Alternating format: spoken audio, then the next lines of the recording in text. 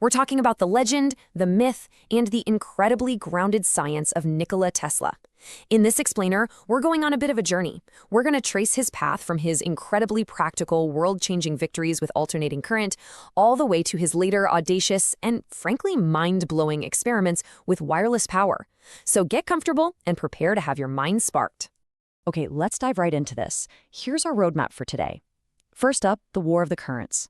Second, his highly secretive Colorado Springs laboratory. Third, wireless power and lightning. And finally, his visions of the future. Part 1. The War of the Currents, from childhood dream to global standard. You know, before the wild experiments in the mountains, Tesla had a massive, intense rivalry to win just to power the modern world. And the crazy thing is, it actually all started when he was just a 15-year-old boy in Serbia, bedridden with malaria. He saw an image of the massive Niagara Falls and just dreamed of this giant water wheel harnessing that immense natural energy. Years later, the actual solution to harnessing that power came to him, not in a lab, but sitting in a park in Budapest. He was watching the sunset, reciting a poem he knew by heart, Goethe's Faust, and as he spoke those words, it was like a literal flash of lightning went off in his mind. In an instant, the entire truth was revealed to him. Right there in the dirt, using a stick, he drew the diagram for the revolutionary alternating current, or AC induction motor. Now you really have to look at the sheer contrast between these two colossal figures of history. On one side, you've got Thomas Edison. Edison was a self-taught guy who relied on direct current, or DC. Now, DC was dangerous. It required a power station every mile or two, and the thick, sagging wires in cities were actually, tragically, electrocuting people. Edison's whole method was trial and error, what he famously called 95% perspiration. Tesla once brutally noted that if Edison needed to find a needle in a haystack, he'd feverishly examine every single straw. But Tesla? He was formally educated and completely theory-driven. He built his machines perfectly in his mind before ever touching a tool. His alternating current acted more like waves in the sea. It used transformers to step voltage up and down, which allowed it to brilliantly travel vast distances with almost zero energy loss. The momentum of Tesla's superior system was just unstoppable. In 1888, his AC motor was patented and scooped up by George Westinghouse. Edison, naturally, fought back with a pretty vicious smear campaign, even electrocuting animals just to convince the public that AC was deadly. But, as it usually does, the science won out. In 1893, Tesla's system successfully illuminated the Chicago World's Fair, dazzling 27 million visitors. And then, in 1896, Tesla literally realized his childhood dream. He successfully transmitted power from the massive generators at Niagara Falls all the way to Buffalo, New York, a distance of 25 miles. The current war was over. Tesla had won. So the crucial point here is that winning the current war and lighting up the world, that was literally just the warm-up act for Tesla. To him, wires were a limitation. He became absolutely obsessed with a new, seemingly impossible question. What if we could transmit power through the earth and the air itself? No wires. Which brings us to part 2. The Colorado Springs Laboratory, the Wait Really innovations. This next period marks the absolute apex of his experimental phase. And to the public in the late 1890s, what he was doing didn't even look like science anymore. It looked like pure magic. Before he even left New York, Tesla debuted an invention that completely baffled audiences at Madison Square Garden in 1898. It was a 4.5-foot steel boat navigating an indoor pool with absolutely no wires attached. He called it a teleautomaton. Using early radio waves and a vacuum tube coherer switch that he invented, he controlled the rudder and propeller totally remotely.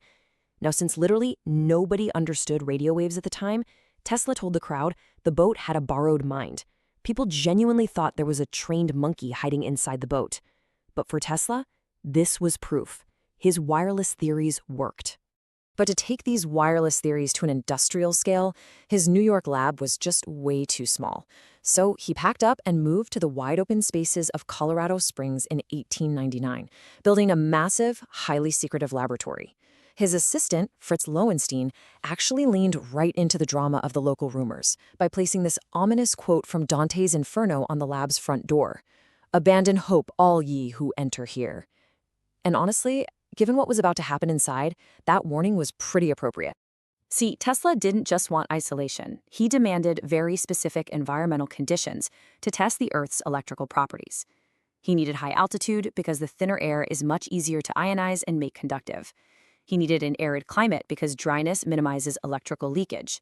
And crucially, that specific region had frequent massive thunderstorms, which allowed him to study natural electrical resonance on a planetary scale. It was the perfect laboratory. Part 3. Wireless power and lightning. The Earth as a conductor. Okay, this is where the story gets incredibly visual, terrifying, and straight up cinematic.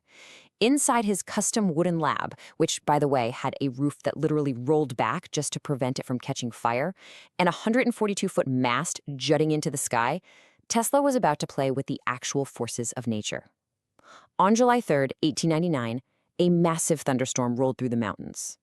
Tracking the lightning with hypersensitive equipment he had designed, Tesla made a monumental discovery: stationary waves. He realized that lightning strikes were sending powerful electrical waves bouncing from one side of the Earth to the exact opposite side and back again. The Earth wasn't just a rock, it was a giant body of finite dimensions that could resonate like a bell. He became entirely convinced that the entire planet could act as one limitless wire. So to test the sheer scale of the stationary wave theory, he built a 52-foot diameter magnifying transmitter, and when he fired this thing up to full capacity, it didn't just create a few sparks. It generated terrifying 135-foot-long man-made lightning bolts shooting straight out of the mast into the Colorado sky. And you couldn't just see it, you could feel it in your chest, and you could absolutely hear it. The noise inside the lab was a deafening machine gun staccato that quickly roared to artillery intensity. The thunderclaps from his man-made lightning were so incredibly loud that they echoed a full 15 miles away, right over the mountain ridge all the way to the town of Cripple Creek. The system was pumping out an absurd 12 million volts of electricity. In fact, during one of his most intense tests, the magnifying transmitter pulled so many amperes from the local power grid that it literally caused the municipal dynamo to erupt into flames. He plunged the entire city of Colorado Springs into total darkness. Reading the sensory details straight from his diary truly immerses you in the reality of this lab. The ground itself became so highly charged that sparks would jump between the grains of sand as you walked outside. If you held a light bulb 60 feet away from the building, the filament would shatter from the violent magnetic fluctuations. Butterflies were getting caught in these swirling, invisible electrical vortexes, and horses grazing half a mile away would panic and bolt because they were getting minute electrical shocks right up through their iron horseshoes. It was an environment of absolute crackling energy. Which leads us to our final section, Part 4, Visions of the Future, Reaching Beyond the Earth. While he was trying to pump electricity into the ground, his highly sensitive vacuum tubes and coherers began picking up something else entirely.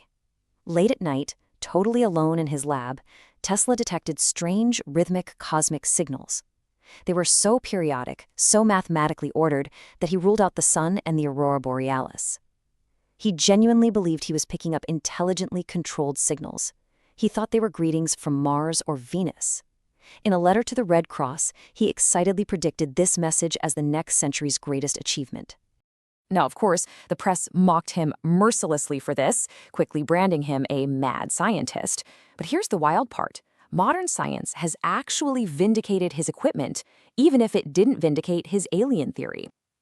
Studies done in 1996 suggest that his incredibly sensitive receivers were actually detecting the plasma torus created by the moon Io passing through Jupiter's massive magnetic field.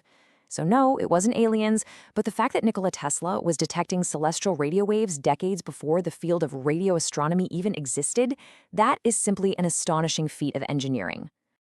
Ultimately, Tesla's life presents a really tragic dual reality. The tragic end is that he died in 1943, totally penniless and alone in a hotel room, caring only for the city pigeons, while Edison's PR machine ensured that Edison was canonized in every schoolbook.